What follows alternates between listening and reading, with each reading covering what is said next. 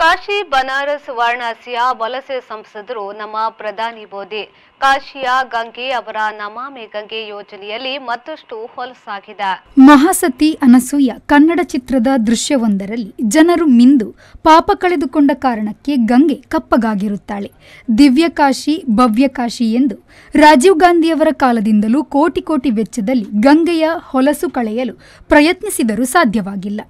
ಚುನಾವಣೆ ಇರುವಾಗಲೆಲ್ಲ ಬಿಜೆಪಿಗೆ ಕಾಶಿ, ಮತಾಂತರ, ದನ, ಬಾಯಲ್ಲಿ ಬುಲೆಟ್ ಟ್ರೈನ್ ಓಡಿಸುವುದು ಎಲ್ಲ ನೆನಪಾಗುತ್ತದೆ.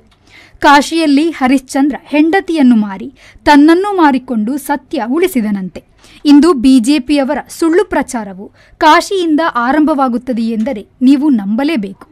ಕಾಶಿಯು ಕಬೀರ, ಬಿಸ್ಮಿಲ್ಲಾ ಖಾನ್ ಮಾದರಿಯ ಮಹಾನ್ ಮಂದಿಯ ನೆಲೆಯಾಗಿತ್ತು. ಇಂದು ಪ್ರಧಾನಿಯವರ ಕ್ಷೇತ್ರ. ಗಂಗೆ ಹರಿಯುವುದೂ ನಿಂತಿಲ್ಲ, ಕೊಳೆ ತೊಲಗುತ್ತಿಲ್ಲ. ಅದಕ್ಕಿಂತ ಹೆಚ್ಚಾಗಿ ಮನಸ್ಸುಗಳು ಹೆಚ್ಚು ಕೊಳಕಾಗುತ್ತಿದೆ. Bureau report, V4 news, Mangaluru.